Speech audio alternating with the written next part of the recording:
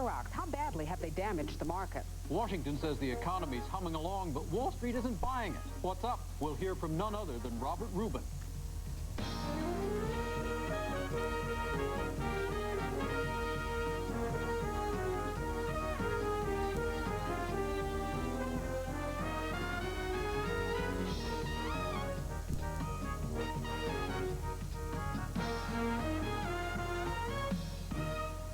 Wall Street Week with Fortune is made possible in part by, and by contributions to your PBS station from viewers like you. Thank you. I'm Karen Gibbs. And I'm Geoff Colvin. Welcome to the first edition of Wall Street Week with Fortune. It was one of the most dramatic weeks Wall Street has seen in months. The SEC charged WorldCom with massive fraud.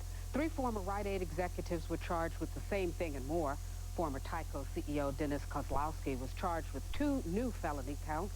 Xerox discovered more improper accounting. Adelphia filed for bankruptcy. And Merrill Lynch suspended Martha Stewart's broker. All of that in just the past 5 days.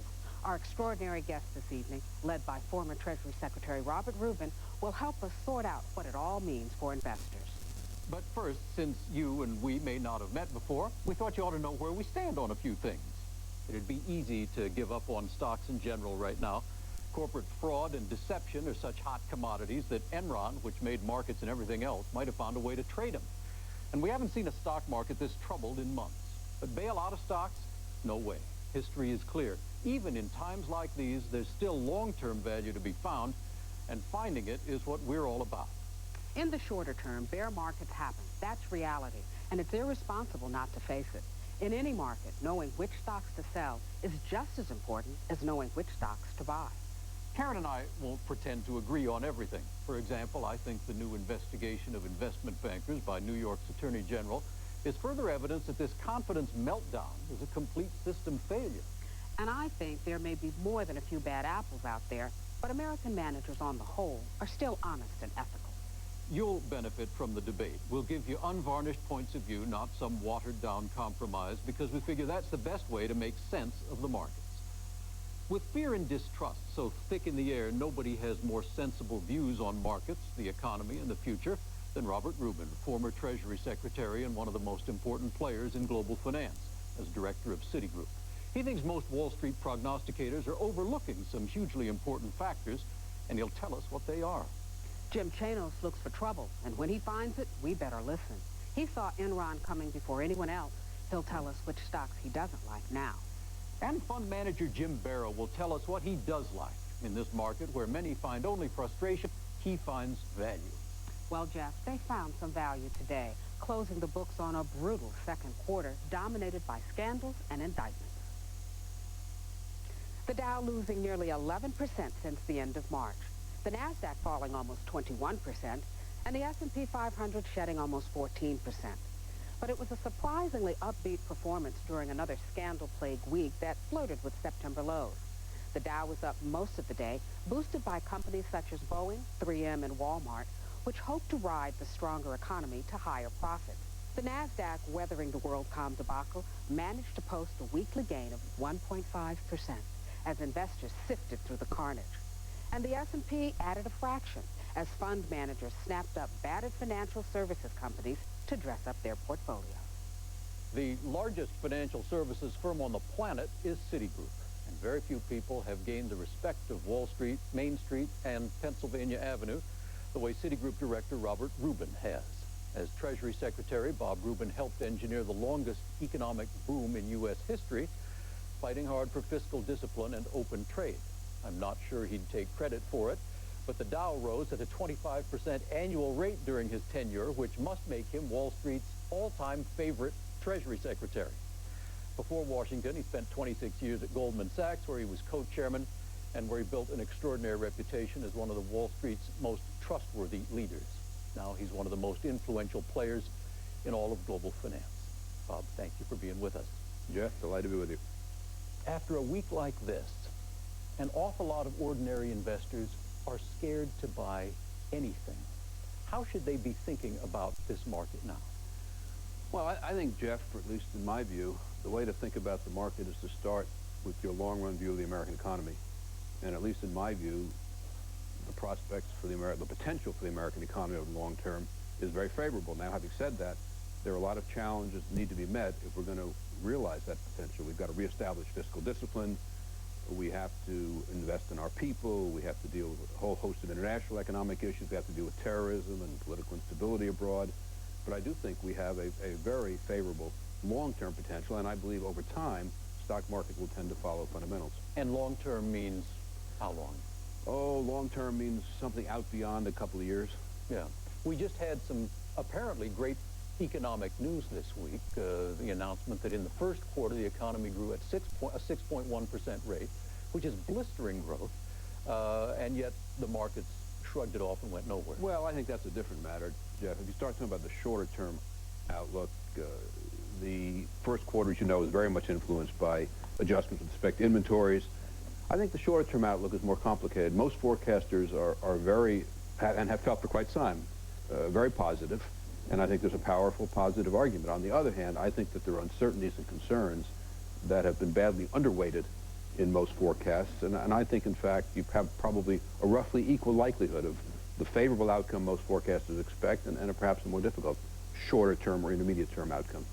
Bob, that uncertainty has been seen not just domestically, but also internationally, the dollar hitting two-year lows against the euro. What's the downside of that, and is there any positive in a weaker dollar here? Well, I think that the strong dollar served our economy enormously well in the 1990s in terms of attracting capital from abroad, which we are, as you know, a savings-deficient country, in terms of keeping inflation down and interest rates down. The dollar exchange rate, after all, is our exchange rate or terms of exchange with the rest of the world, so enabled us to get the benefit of a more favorable term of exchange and selling our goods than importing. I think that the imports that we had in this country put competitive pressure on American business, which was one factor in driving productivity. So I think a strong dollar contributed enormously to our economic well-being in the 90s, and I think that should be our policy objective going forward. I want to get your views on this crisis of confidence that we have right now. Your former colleague, Henry Paulson, gave a speech a few weeks ago that was very widely covered, in which he said, if I get it properly, that the crisis of confidence in the way in which companies do business has seriously impaired the confidence of investors, CEOs, and boards of directors alike. It has been a drag on the economy. How bad a drag is it? I think it's hard to know, Jeff. I think a number of factors affected confidence. I think the most important one has been the concern about terrorism and geopolitical events, political instability abroad, conflict abroad. I think it's extremely important we deal with those issues effectively and thoughtfully, and also discuss them in the public domain in a thoughtful fashion. On the issues that you're raising, the corporate governance issues and the accounting issues, clearly a set of problems have developed. I think it is extremely important that we deal with them effectively and energetically, and I think there have been some very interesting and very thoughtful proposals put forth. On the other hand, we have a system that has served our country extremely well for a long time, and while it's very important that we act thoughtfully and sensibly, I also believe it's very important that we act with balance and don't overreact, because I think if we do that, we can, on balance, damage our long-term economic prospects. What should Washington do, if anything? I think that the bill that came out of the Senate Banking Committee, Senator Sarbanes' bill, which, as you know, had bipartisan support, it passed with a vote, I think, of 17-4 or something like that, was a thoughtful bill. I think, on the whole, it has provisions that make a lot of sense. It focuses on what I think is the central and most important issue in all of this, which is accounting.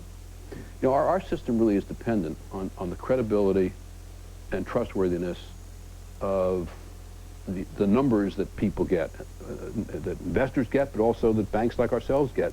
And those are the audited statements that come out of accounting firms. And that's what Senator Sarbanes focused on, and I think rightly. What about the president? Do you think he has a role in reassuring the investing public in terms of this crisis of confidence, or should he stand aside? I think it's always important, Karen, for political leaders to discuss issues that are affecting our economy, investors or businesses or the consumer, in a thoughtful and serious fashion. I used to say to President Clinton at times when we had difficulties that, at least in my view, and he very much felt this way, extremely important to discuss these issues in a thoughtful and serious way in the public domain, because I think that does, first of all, it increases public understanding, but I think it also increases confidence and it increases the sense that people have that their political leaders understand the problems that they're dealing with. Part of this crisis of confidence is trust that isn't there as much as it used to be in Wall Street institutions, in investment banks and brokerage firms, because of the conflicts that are there. Obviously, a big part of Citigroup is one of those firms, Solomon Smith Barney, and people are going to wonder why they should be trusting the advice and recommendations they hear from that firm. Well, let's leave Citigroup Solomon Brothers out of it. I think that you've got a systemic question, which is the relationship between research departments and investment banking.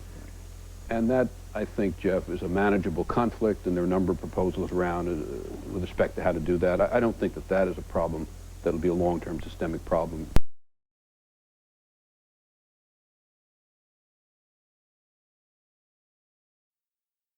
Thank you for watching, and remember to like, comment, and subscribe.